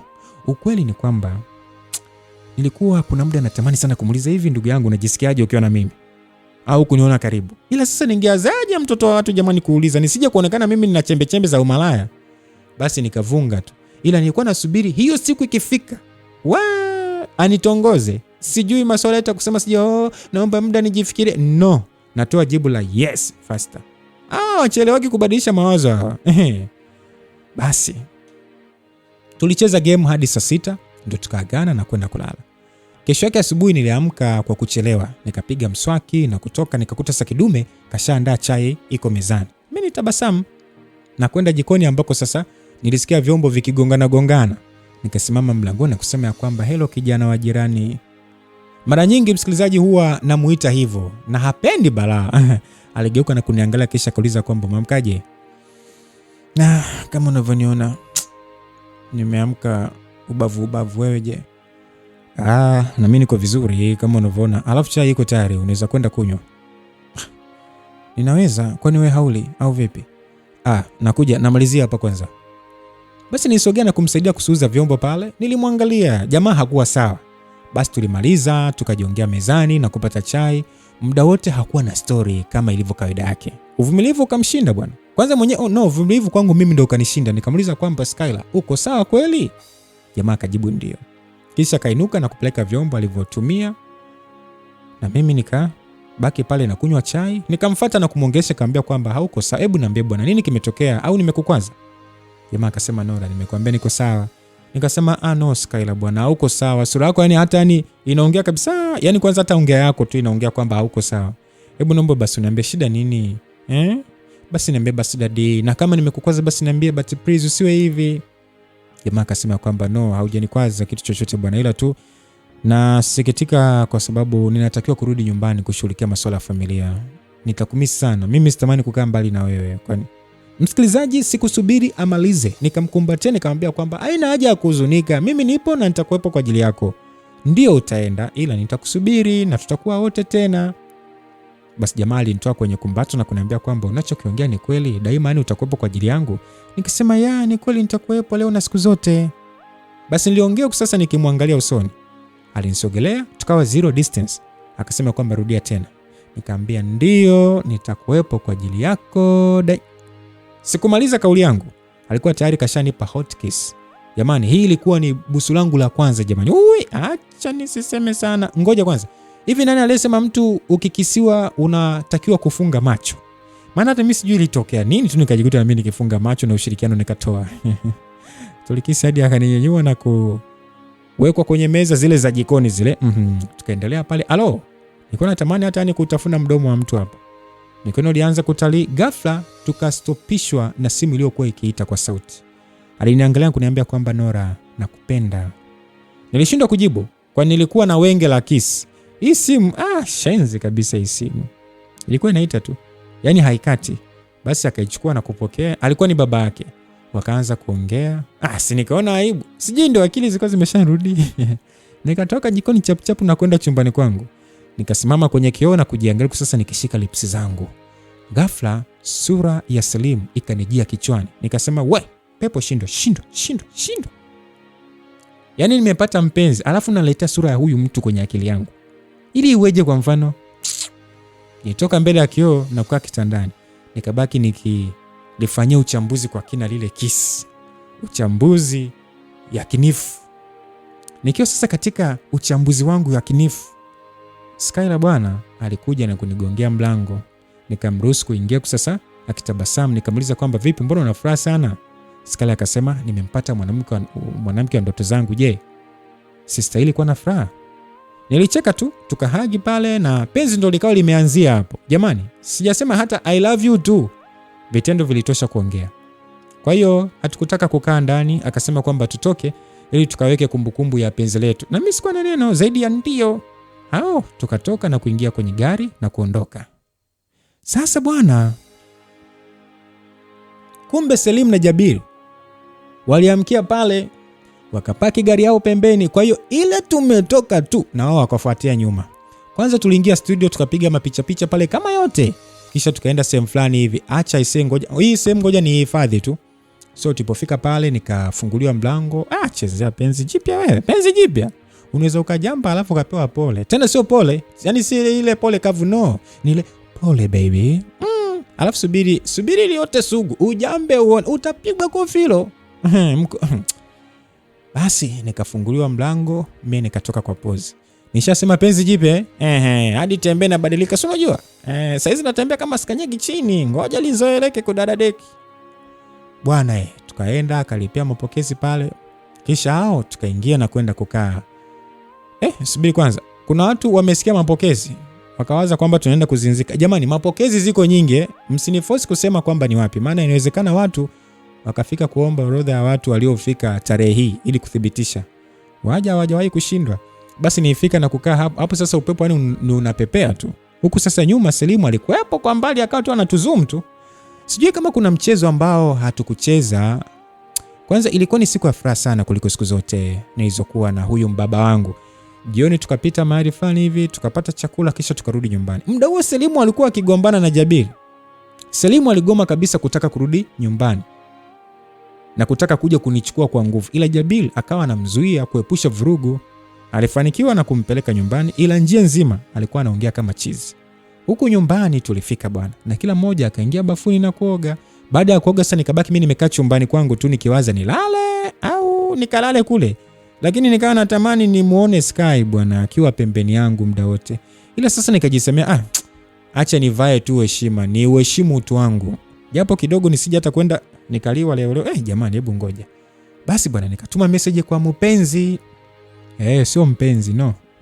Mimi wa kwangu namuita mpenzi. Usitaki kujua kwamba niliandika kitu gani. Wewe elewa tu ilikuwa ni kitu sweet. Jamaa alijibu nikajibu tena, naye akatuma tena, na mimi nikajibu. Hapo sasa tumeshaagana kama mara 15 hivi. Alafu sasa kanakuja kaneno kengine unaandika, ukisema hii ni ya mwisho, kanakuja kengine mwisho. Sasa masaa 2 akakata na story kanoga. Alo, moyo ukasema ya kwamba kwa nini kujitesa jamani? Mwili nao ukajibia kwamba nataka kukumbatiwa kidogo. Sasa nikiwa nawaza hivyo, nikasikia mlango ngongongongo, nikainuka kufungua chapo kwa haraka. Kijana akasema kwamba ameshindwa kulala na kachoka kutuma message, so ameona bora aje tuongee uso kwa uso. Msikilizaji, unajua mkiwa ndio mmependana na kutamkiana, yani mwa mnajikutaga kama mnawaza kitu kimoja basi kijana aliingia na kukaa, tukaanza kupiga sasa story upya. Yani sijui hata zilikuwa zinatokea wapi, maana ilikuwa ni bandika bandua, bandika bandua. So baada ya kuongea kwa muda, nikaanza kupiga mwayo sasa. Sasa akanikumbatia na kuniambia kwamba nilale. Nyie mkisikia wanasema ikimbie zina, kweli jamani, ikimbieni zina. Wanamaanisha kabisa. Ukisema ikimbie wanamaanisha kimbia haswa. Tena usiangalie nyuma. Kitu ni hatari unajua. Mtoto wa watu nilikuwa nimetoka kuongea kwamba ni upatie heshima mwili wangu. Lakini ghafla ile kauli ilifutika na kujikuta nikitamani hata kufanya upuzi. Na sio kwamba eti alikuwa akinishika labda tuseme kwamba nimeshawishika. No. Aliniacha. Akataka kuondoka, nikamshika mkono nikamwambia kwamba alale tu. Sijui naye aliwaza kama mimi, wala kukataa wala kubisha. Alitabasamu na kupanda kitandani. Tukajifanya tukua hatutofanya kitu. Hatutofanya kitu chochote. Kumbe jamaa yule ambaye alikuwa anaingiza watu motoni, ambaye amepewa kitengo cha kuingiza watu motoni, alikuwa yuko pembeni tu anatuzumu tu. Tena alikuwa anatuzumu huko akicheka kwamba amfanyi chochote. Mna hakika pakikucha mpaka panakucha amfanyi chochote. Msikilizaji, niulize, tulilala kistaarabu kweli? Tulilala kistaarabu kwa dakika ngapi? Mimi hata nusu saa ikufika, maana nikasikia mkono unapita kiunoni shwa. Nikavunga, sijakaa sawa, nikapigwa busu la mgongoni mwa. Kwa mbali nikajisemea ngoja nijifanye nimelala. Thubutu kulala bongo. Niligeuka mwenyewe bila hata kugeuzwa. Hapo ukiniangalia unaweza kusema kwamba nimekula kungu. Hivi ni kijana gani anayeweza kuchezea fursa kama hii? Anyoshe mkono kwenye comment nimuone. Tafadhali, hayupo Chezea wewe. Sky mwenyewe alijifanya kichwa. Eti kwamba wewe. Narudia tena kuwakumbusha kwamba kama huna mpango wa kuzinzika, usije kuamini akili yako hata siku moja. Eti kwamba eti mnaweza tu eti kwamba eti niwe kiumbe mkalala tu hadi asubuhi bila kufanya chochote. Huo ni uongo. Labda Mungu asimamie katikati yenu, la sivyo mtapitiana tu. Mimi nawaambia nani mtapitiana tu. Mimi mwenzenu hata sikuwa na huo mpango, ila nashangaa tu hata sio mimi. Lakini hili ni pepo na litashindwa tu. Sema amina. Semeni amina kwenye comment basi. Anyway, basi bwana, maandalizi ya mchezo alikuwa makali sana. Kijana alikuwa busy kuhakiki kwamba timu inapata ushindi na point 3. Hivyo alikuwa na ulazima wa kuweka benchi la ufundi vizuri. Nusu saa nyingi bwana. Shamba lilikuwa tayari limeandaliwa kwa ajili ya nini? Ya kulima. Mkulima alishika jembe tayari kuanza kazi, mara ghafla mlango ulifunguliwa kwa nguvu. Nani? Selimu hapa. Sio siri. Nilishtuka na kujifunika faster. Jamaa alisogea haraka sana na kunibeba juu. Sky aliamka na kutaka kumdhibiti, ila alimwahi na kumwambia kwamba kwanza alimweka boot na kuanguka chini. Sijui tu ni kwa nini. Unajua nini ni kama nilikosa nguvu yani. Nikosa nguvu hata kujitoa. Selimu alikasirika, akawa ni kama mbogo. Sky naye hakuwa mbali bwana. Aliinuka tena ili kupambania cha kwake, ila Jabir aliingilia na kumvamia. Selimu sasa akanitoa nje, sasa nimebebwa mkuku hadi kwenye gari. Jamaa akaniweka. Nika sasa nafoka ili sasa niachie. Kwani hata nifanikiwa? Hamna. Jamaa alinibeba hadi kwenye nyumba ambayo alikuwa amenunua. Na aliniingiza ndani, akanipeleka hadi chumbani. Hapo ni kwa mbinde. Sio napelekwa tu kama zuzu. Yaani nilikuwa nafoka na kumpiga lakini hakuniacha. Yaani hata mkono. Hadi sasa alivyonifikisha chumbani na kunitupa kitandani. Kisha akafunga mlango. Niliendelea kufoka. Akawa ananiangalia tu kwa hasira. Tena hasira iliyoambatana na uchungu. Alivyoona sasa nazidi kupiga kelele, alinisogelea kuniambia kwamba kaa kimya. Namna alivyoongea hiyo kaa kimya. Sikusubiri kuambiwa mara ya pili. Toka nimemfahamu Selim, Sijawahi kumuona akiwa namna hii. Alikuwa ni kama simba, macho alikuwa mekundu, amejaa hasira. Akikuangalia mwenyewe tu unasema kwamba hapa ngoja nikae kimya kwa maisha yangu. We, basi nikaa kimya. Huku sasa nimejikunja na shuka langu hapo nilobebwa nalo kutokea kule. Jamaa alikaa pembeni akiwa sasa amejinamia. Nikajiuliza amejuaje kwa niko pale? Na kwa nini aje kunichukua usiku vile? Tena yani kibabe tu jamani. Yaani utafikiri ananifumania. Nitamani kuongea ila nilishaingiwa na hofu, nikakaa kimya. Sasa jamaa akiwa ameinama vile vile akaniita Nora. Niliitika kwa kuguna tu. Alinua uso. Nikashangaa machozi yanamtoka. Niliogopa. Unajua mimi nimezoea kuona wanaume wakilia kwenye TV. Huku kwetu unaambiwa mwanaume hakuna kulia. Sasa leo namuona Selimu analia tena mbele yangu. Sio siri, niliogopa. Basi aliniangalia akisema kwamba kwa nini unaenda kinyume na kiapo chako? Kwa nini unathubutu kumvulia mwanaume mwingine? Kwa nini Nora? Msikilizaji, hebu subiri kwanza. Huyu mtu siku hizi anapuliza au kiapo kinyume? Mimi na yeye lini? Yaani lini tukawa na viapo tofauti na kile cha ndoa? Na ndoa yenyewe hata haikuwa na maana kwetu. Maana hakuna mtu aliyehitaji hiyo ndoa. Hakuna mtu aliyehitaji tena. Tena si yeye ndo aliyesema kwamba kila mmoja aishi maisha yake. Au siku hizi na shida ya kumbukumbu jamani. Niliwaza nikamjibu Selimu ya kwamba Selimu, unaongea kitu gani? Na lini mimi na wewe tulikula hivyo viapo? Selimu akasema kwa hiyo ni kweli ndoa yetu kwako ilikuwa haina maana yote, si ndio? Selimu, mimi nesi umechanganyikiwa. Yaani ndoa ipi yani? Kwani umesahau kwamba tulioana kwa matakwa ya familia? Na licha ya familia tu, wewe mwenyewe ulisema kuwa kila mtu aishi maisha yake, au sio wewe? Ya, naelewa, ndio ilikuwa ni hivyo, lakini Nora, mimi nakupenda. Na sio kwamba nimekupenda leo, no, nilikupenda muda tu. Tokea nilipokupenda mimi sikuwahi kumgusa mwanamke yote ule. Unaniona mimi ni mjinga, si ndio Salim? Unaona mimi ni mjinga? Yaani unataka kunifanya mimi ni mtoto mdogo kwamba ni wa kudanganywa tu, si ndio? Kwamba hujawahi kumgusa mwanamke yote. Okay, na je? Simkuwa mnalala chumba kimoja nyie, shuka moja. Alafu nasema kwamba ukwahi. Kwa hiyo mlikuwa ni mkishi kama kaka na dada, si ndio? Msikilizaji aliongea kwa hasira na kusahau kama Jeni aliwahi kuniambia kuwa toka tulivotoka Kenya, Selimu hakuwahi kumgusa. Selimu aliamka na kunisogelea. Nora, ninachokisema ni kweli. Najua unaweza usiamini, ila ni kweli. Toka nilipokupenda sijawahi kumgusa Jeni hata sasa. Okay. Haya, kwa nini umekuja kuniteka? Maana huku ni kuniteka. Unataka nini kwangu? Wakati umeshamalizana mimi na wewe. Nora, sijakuteka. Bali nimekurudisha nyumbani ili tuanze maisha yetu kwa furaha. Najua unanipenda kama ninavyokupenda. We, subiri. Nani anakupenda? Mimi sikupendi. Naomba nifungulie mlango niondoke. Naelewa nilifanya ujinga mwanzo, ila sasa hivi sitaruhusu tena. Kuanzia sasa hivi utakuwa wangu milele. Hivyo na wazimu nini? Jamaa kunijibu, alipanda kitandani na kujifunika kalala. Sasa mimi nibaki nikimshangaa. Mwisho nikapitiwa na usingizi. Nilikuja kuamka nikakuta sasa kanikumbatia. Yaani kama katoto vile, nikajitoa haraka. Na nilishuka, jamaa kaniwahi na kunishika mkono. Akasema kwamba tembea taratibu kipenzi, usije kuumia, sawa? Hebu niache bwana kipenzi. Basi aliniachia, nikachukua nguo ndo zilizokuwa pembeni na kuingia bafuni. Nilifungulia maji na kusimama yakawa tu yananishukia. Nilifunga macho na kufikiria kuhusu Skyla. Sijui atakuwa na hali gani maskini, bila shaka atakuwa na hali mbaya. Nilichukua sabuni na kufunga maji, nikajipaka haraka. Hapo sasa nilishapata wazo la kumtoroka Selim. Yaani nilipanga nimtoroke Selim. Sasa wakati nikiwa bize kujipaka sabuni, mlango wa bafuni ulifunguliwa. Nilishtuka na kufoka maana nilijua atakuwa ni Selim na sio mwingine. Nilitoa povu usoni, nikafungua macho. Alo, huyu kumbe, huyu kaiuka, huyu sio bure. Yaani aliingia akiwa empty, hana hata nguo. Nilipata guumizi ghafla. Na macho sasa alivyokosa adabu hata ya kufumba. Yaani naogopa nilikuwa naogopa huku naangalia. Jamani. Soma siala walai. Jamaa alisogea hapo sasa niko yani kwenye kona, sina pa kukimbilia.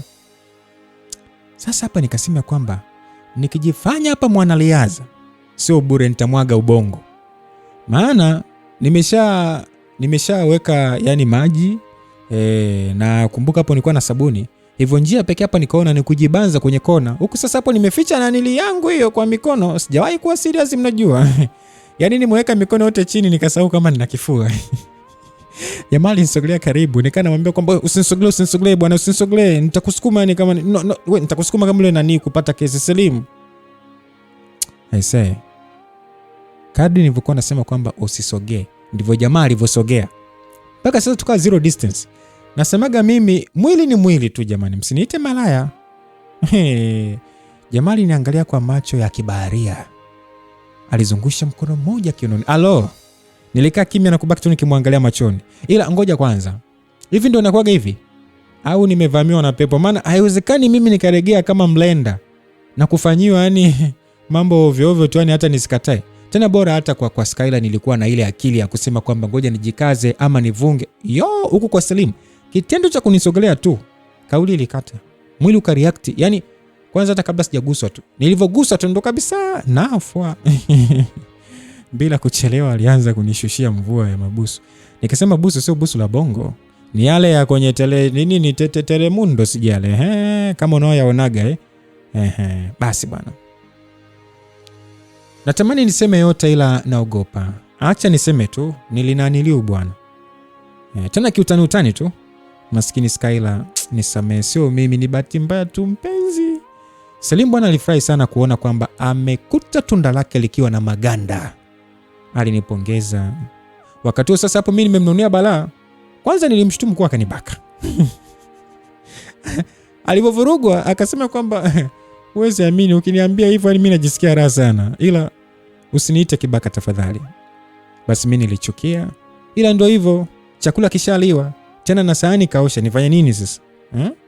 Aliniacha chumbani na kuingia jikoni, akaandaa chai, kisha akarudi na kunikaribisha. Hapo mimi nimenuna, lakini sijawahi kununa kwenye kula. Nilisogea na shuka langu nikala kama vile nimeambiwa oya una dakika 2 tu. Selimu alibaki akiniangalia, akitaka sasa kunishika tu nasogea. Akaona acha nisijisumbue, kama mali iko kwake basi ndege mimi ni wa kwake, kwa nini sasa kuanza kumshikia manati? Sasa jamaa akainuka. Akaniuliza kwamba mke wangu, nikuwekee muziki gani? Mimi sikumjibu, si nimenuna. Jamaa akajiongeza mwenyewe na kuweka. Si akaanza kucheza. Nilistop kula kwanza na kumwangalia. Huyu mtu ni vipi huyu? Hivi unajua ukimwona Selimu alivyo, alafu na haya mambo ambayo anaanza kuyafanya, hafanani nayo kabisa. Kwanza alivyokuwa anacheza utacheka. Yaani pamoja na kwamba nilikuwa nimenuna, ila nilicheka mpaka nikapaliwa. Maana basi alivyoona nimepaliwa akaacha. Eti hataki kuniua. Wa kuniua awe yeye. Tena kwa kucheka bado sana. Basi nilikula nikamaliza na kuvaa. Niliona nivae tu. Maana namna alivyokuwa ananiangalia nikaona huyo anaweza kanipindua tena. Sasa tukiwa tumekaa, mlango uligongwa. Akainuka na kwenda kufungua, akarudi na mifuko. Nikasikia sauti ya Jabiri akiniita. Akasema kwamba mke wetu, uko poa? Karibu tena wana mjengoni. Niliinuka na kutaka kwenda sebleni wala hata nimuulize kuhusu Skyla. Ila nikakuta kafunga mlango. Nikaona ngoja nijikaushe tu. So nikarudi kitandani. Hapo Selim ananichora tu. Yaani kama anioni vile. Alimaliza kuchezea pale simu yake, akaweka pembeni na kumwaga nguo zote zilizokuwa kwenye ile mifuko ambayo alikuwa ameleta Jabir. Zilikuwa ni nguo mpya. Akawa ananionyesha moja baada ya nyingine. Alipomaliza akanitolea simu yangu, nilichukua chap na kuifungua, nikaangalia kama kuna ujumbe, ila haukuwepo hata mmoja. Nikaweka simu pembeni na kisha nikajilaza. Basi Selimu akasema kwamba yuko sawa na leo amerudi kwao. Aliongea Selimu na mimi sikumjibu, maana nilijua tu hapo anamuongelea nani. Siku iliisha bila hata kutoka chumbani. Kesho yake asubuhi niliamka mapema tu. Na yeye alikuwa tayari kashaamka. Nikamwambia Selimu ya kwamba nataka kwenda kazini. Selimu akasema kwamba nimeshakuambia ruhusa wiki yote, so utakuwa mapumziko. Nilitaka kubishana naye, ila sasa akanionyesha ujumbe wa mwisho aliotuma bosi. Nilimwangalia na kumuuliza kwamba umemfahamu vipi bosi wangu? Selimu akasema sisi ni wafanyabiashara, kwa hiyo kujuana ni muhimu. Nguo zako zilizokuwa kule tayari ziko huku, kama utazihitaji nimeshazipanga kabatini. Alafu kuhusu vitu vingine viko nyumba ya nje. Jamani nilimwangalia moyoni kasema kwamba ngoja nikuandalie bomu wewe, ngoja nikuandalie bomu. Sasa mida ya mchana alitoka nje. Nikachukua simu yangu na kutaka kumtafuta Skyla, ila nikakuta namba yake haipo. Nikahangaika kutafuta wapi. Hadi chatting za WhatsApp nazo hazikuwepo. Nikajua tu huyu mpuzi kafuta kila kitu. Ila kwa kuwa sasa nilikuwa najua majina anayotumia mtandaoni, nikaona sio shida, nitamtafuta tu. Sasa alivyorudi ndani tu nikajikausha kimya na simu nikaweka pembeni. Nilikaa hadi muda wa kulala usiku ulipofika. Akiwa sasa amelala, nikaingia Instagram na kwenda kwenye DM yake, nikamtumia ujumbe na kuchelewa kujibu. Nilishangaa maana alikuwa akiongea kana kwamba hakijatokea kitu. Basi nikamuuliza yuko wapi, akasema kwamba yuko nyumbani, airudi jana mchana. Basi kwa kuwa ilikuwa ni usiku, nikaona sio vema kuendelea kuchati naye. Selimu hapa akiamka ni wazi kitawaka. Hivyo tukaagana, nikazima data na kuweka simu pembeni. Nilimwangalia Selimu pale alipolala, nikawa sasa najisi kama yani nafsi inanisuta hivi. Yani ni kama vile namkosea kwa kuwasiliana na Skyla. Ila nikapotezea na kulala. Asubuhi kama kawaida niliamka na kukuta kanikumbatia. Sijui huwa ananivuta saa ngapi, maana mimi nilala ukutani kabisa. Nilikaa kimya na kuendelea kutulia hadi pale sasa alipoamka, akawa ananiangalia. Mara bwana anikisi kwenye paji la uso, mara sija nishike lipsi, mara sija achezee nywele, yani vurugu tu. Na alijua nimelala, kumbe namchora tu. Alivyomaliza michezo yake, akainuka na kutoka chumbani. Nikafungua macho na kujisemea kwamba mbona kama ananipenda kweli? Au no, huyu moyo wake uko kwa Jeni na sio mimi. Kwanza Jeni uko wapi? Nilijiuliza na kuamka nikakaa kitako. Sasa nikachukua simu ya Selim, nikaanza kukagua kila kona ili nijue kama bado wanaongea, ila mimi sikukuta chochote. Hata namba yake haikuwepo. Nikajisemea huenda waliachana, maana kwa jinsi walivyokuwa wanagombana kuna asilimia zote za kutokuwa pamoja. Nitabasamu na kushuka kitandani, nikaingia bafuni na kupiga mswaki, kisha nikatoka na kwenda jikoni alikokuwa Selim. Nilimwangalia tu na akaniuliza kama nataka kitu, nikasema hamna. Akaendelea na kuandaa kitafunwa. Kwa mbali nilihisi amani na kuona kama ananijali hivi. Basi alipomaliza tukapata chai, kisha nikatoa vyombo, tukasaidizana kuosha. Kidogo kidogo tu na pale stories zikaanza. Selim bwana alibadilika kwa viwango vya juu sana. Yaani akawa ni mtu wa vituko tu. Nikajisemea hapa inawezekana kweli kama amenipenda. Hivyo nikaona ngoja nijitulize tu kwanza. Siku hiyo bwana tukashinda tukiwa kawaida tu na stories za hapa na pale nini. Sasa usiku nikiwa zangu nazunguka Instagram, nikashtuka kuona Skyla ameposti picha akiwa na mwanamke na mtoto. Alafu caption akaandika ya kwamba mwanamke wangu, furaha ya maisha yangu, I can't wait kumpokea mtoto wetu wa pili. What? You can't wait to do what? Nilisi kama naota. Nikatoka na kuingia TikTok na huko nako nikakuta kaposti video wakiwa na furaha. I say, unajua nichoka. Ina maana muda wote nilikuwa nachezewa Mungu wangu hii kali. Unajua nijikuta nikimshukuru Mungu, maana hili pigo lingekuwa ni la taifa. Sasa acha nibaki na Selimu wangu. Huyu ndio fungu langu. Basi niliweka simu pembeni na kuinuka nikaenda sebuleni na kuchungulia, nikamwona Selimu yuko busy na laptop yake. Nirudi chumbani na kuingia bafuni nikaoga. Sio kwamba eti nilikuwa sijaoga, no, nilikuwa nimeshaoga, ila nirudia tena kwa nadhani wakubwa si mnaelewa nisiongee sana, wakubwa hapo umeshaelewa. Basi baada ya kuoga nilivaa kigauni changu cha mtego tu, nikapulizia unyunyu na kupanda kitandani kalala kimtego hapo. Selimu alivyomaliza kufanya shughuli zake alikuja na kupanda kitandani. Hapo mimi najibinua tu huku nikijifanya nimelala. Alinikumbatia bila hata kupoteza muda, mtego kamnasa. Tukapinduka we. Tulivyomaliza pale, yani unajua tukimaliza kupinduka huwa anajifanya kama vile sikutaka. Msinichambe bwana. Kila mtu ana style yake ya kutaka kubembelezwa. Basi nikabembelezwa pale, kisha nikalala kwa amani. Kesho asubuhi niliamka mapema sana, kisha nikaingia jikoni, mtoto wa kike nikapika vitu vitamu na kuweka kwenye vyombo safi, kisha nikaweka mezani na kuingia chumbani. Nikamwamsha kipenzi changu na akaamka, kisha akaingia bafuni na akapiga mswaki pale, nikatoa nguo zangu na kuingia bafuni. Selimu aliniangalia na kubaki kimya. Nilimsogelea na kufungua vifungo pale, nikamtoa nguo moja baada ya nyingine, kisha tukaoga na kwenda kupata chai.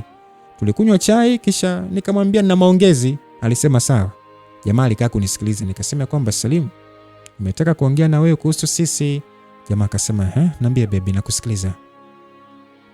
Nafikiri tu turudi kama zamani, yani tuishi tu kawaida, ila tutakuwa tunafanya tu kama jana, yani tuwe friend for benefit. Akili yangu naombeni tu mniache hivi. Nisiulizwe maswali. Yani nataka tuwe marafiki ila tuwe tunapinduana. My friend with the benefits. Selimu aliniangalia kwa muda akatabasamu na kusema kwamba sawa, nimekuelewa. Nilitabasamu, tukaendelea na mambo mengine. Tulianza kuishi kama kawaida. Ukweli nilikuwa na furaha sana. Tukimisi michezo tunacheza tu vituko kama vyote. Siku za kurudi kazini zilifika. Akawa ananipeleka asubuhi, jioni ananipitia, tunarudi, tunasaidizana kazi za nyumbani, kisha tunalala. Nyumba ilijaa vituko sana. Ni kama kuna upande wa pili hivi wa Salimu ambao nilikuwa sijauona. Kuna muda nilimuona kama kivuruge zaidi yangu. Sasa siku moja bwana, tukiwa tumetoka kazini, tukapita kufanya manunuzi sokoni. Katika hayo manunuzi bwana, kuna bidada mmoja hivi akawa anamchangamkia sana Salimu, yani kana changamkia. Mimi nikawa kimya tu, wakawa wanataniana wenyewe. Sasa akamuuliza huyo kwamba eti ni nani? Akamjibu eti mimi ni rafiki yake. Basi kakanisalimia, nikakachekea tu na kenyewe kama kawaida yangu, na yani kama kawaida yake na kenyewe kakacheka. Basi tukanunua pale vitu, kisha hao tukapeleka vitu kwenye gari na kuanza safari. Sasa mimi mdao nipo kimya, nikasubiri tumefika nyumbani, nikalianzisha. Nilifoka. Si akawa anacheka. Nilinuna na kwenda kujifungia chumbani. Jamaa akaanza kuniita sasa kinibembeleza. Nilivunga, nikaendelea kulia. Jamaa akakaa kimya. Nikafungua na kumwangalia kama katoto kanakoonewa. Jamaa alinifuata, alivyonifuata alinikumbatia na kusema kwamba basi mke wangu naomba unisamehe. Bwana mimi sitaki. Salimu wewe unipendi, yani unanitumia tu wewe. No, hapana mke wangu, mimi nakupenda. Mungu, ungekuwa unanipenda usingenitambulisha kama rafiki na ungenitambulisha kama ni mke. Lakini bibi, si ulisema kuwa tuwe marafiki tu? Mimi bwana nilitania tu, mimi sikuwa na maanisha. Basi mama, sitarudia tena kipenzi. Umesikia nakupenda sana. Nakupenda mume wangu. Nakupenda pia. Baby, yes wife. Mimi si. Alitabasamu na kunibeba, hao tukaingia kutafuta watoto. Bwana maisha yakaendelea, zikapita wiki 3 tukiwa tunaishi maisha mazuri tu, penzi likiwa moto. Siku bwana nikiwa zangu nyumbani, nimepika vizuri tu, kisha nikamsubiri mume wangu arudi. Sasa mida ilipofika akarudi, nikampokea vizuri, muda wa kula hao mezani. Tukiwa sasa tunakula, nilihisi kichefuchefu. Nikakimbia na kwenda kurudisha change. Aliinuka na kunifuata, akataka kunipeleka. Nilikataa, maana muda ulikuwa umeshaenda. Hivyo tukalala. Kesho asubuhi mapema tukaenda hospitali. Tunaenda kupima, mimba ilikuwa imeshaingia. Na of course ilikuwa ni taarifa njema kwetu. Tulifurahi sana na kurudi nyumbani. Sasa bwana, vipengele vya mimba changa vikaanza. Nyie acheni tu. Mimba changa niseme tu shikamoo. Ngoma ilianza, nikawa sina hamu ya chakula. Na ikitokea nikila tu narudisha change. Siku nikaamka asubuhi, nasikia harufu ya njugu. Mnazijua njugu? Njugu mawe mnazijua? Unajua chakula kingine akipande sasa. Nikamwambia Salimu kwamba nataka kula njugu. Basi kijana wa watu akaingia sokoni na kununua, akaja kuchemsha. Zilivyoiva tu hizo njugu mawe, kwenda kula tu hivi. Radha yake nikawa sielewi hivi. Acha nianze kulia kama mtoto. Nataka njugu. Sasa kijana akachanganyikiwa, acha aanze kuzitafuta kwenye migahawa. Kila nikila sipati ladha ile ambayo mimi naitaka ya njugu mawe. Mwisho sasa nikakumbuka ladha ile ninayoitakaga ni njugu ambazo anapikaga mama yake na rafiki yangu mmoja hivyo huko Buza. Mume wangu hakuwa na shida. Tukaenda hadi Buza. Hapo tunatokea wapi mnajua? Mbezi Beach. Tunaenda Buza kufuata nini? Njugu. Kufika kule tukasalimia bila hata aibu. Nikamwambia mama Irene na kwamba mama Irene nimekuja kula njugu. Kwa kuwa ni mtu mzima alinielewa. Maskini zikachemshwa hizo njugu. Hapo ni saa 1 jioni, na kama mnavyojua njugu kavu zilivyo ngumu kuiva. Ndio maana zikaitwa njugu mawe. I say, nilikaa chini hapo naongea kama ni chiriku. Muda huo Salimu alikuwa ananiangalia tu. Basi saa 3 kuelekea saa 4 ugali ukawa hatari bwana. Nilikula kama ninaweka kwenye pipa. Baada ya kushiba nikawa tayari sasa kurudi nyumbani. Sasa Salimu akaomba bwana afungashiwe kidogo ili nikihisi njaa ile. Niulize sasa hata zilifika nyumbani? Yaani kwanza tulifika na hotpot ikiwa tu. Kesho yake niliamka vizuri tu na kufanya shughuli zangu. Sasa mida ya mchana hivi nikampigia Salimu na kumwambia kwamba niletee sambusa za awali. Hakuuliza swali, akasema sawa mke wangu. Jioni airudi na deli limejaa, akaniwekea hapo. Yeye akaingia jikoni kupika cha kwake. Sasa ile kusikia tu ile harufu ya vitu kwamba anapika, nikarudisha change. Ikabidi sasa nikae nje apike vitu vyake, akimaliza ndo niingie. Siku zilienda, nikawa napenda vyakula vile vya Uswahilini tu. Yaani hata ikitokea akinipikia vile vile havipandi. Ikabidi sasa aweke order kila siku, nikawa naletewa mara sambusa, mara kachori, mara sijui ugali, sijui dagaa mchele, yani bila kusahau kachumbali ile ya Uswahilini ile. Basi wakawa naletea pia na pilipili nini, nakaa chini nakula nini, na vikikosekana nalia kama mtoto, ananionea huruma hivyo, ananipatia kidogo. So ilifikia hatua na Selimu akawa sasa ananipa company.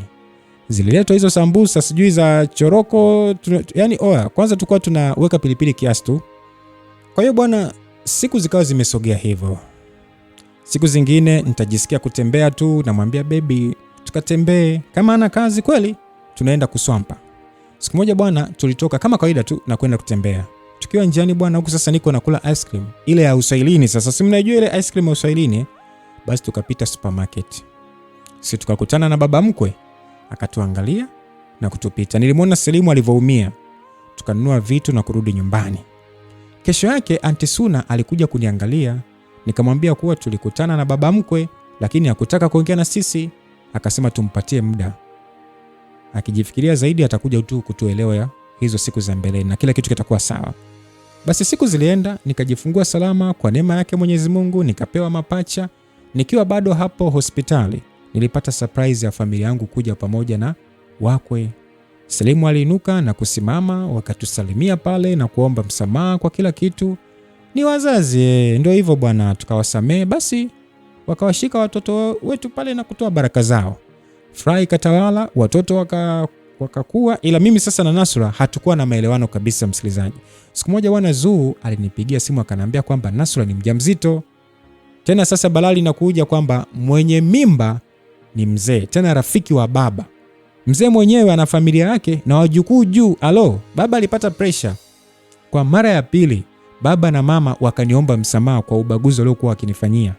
Mimi sinaga kinyongo na mtu, nilisamee. Tena nikaendelea maisha yangu. Watoto sasa kuna mmoja mpole na kuna mwingine kivuruge kama mimi hapa. Na namshukuru Mungu, mimi sina roho ya ubaguzi kwa wanangu wala upendeleo, na wapenda wote. Huyu mcharuko wangu naenda naye vizuri tu, ila huyo mpole sasa ndio namkazania, maana wanakuaga na mambo ya chini chini hawa. Ila yote kwa yote namshukuru sana Mwenyezi Mungu, na naomba Mungu wanangu waishi kwa upendo, na Mungu aendelee kunilindia ndoa yangu, tuishi kwa upendo na amani. Mpaka hapa tumefika mwisho msikilizaji. God be with you till we meet again. Bye bye.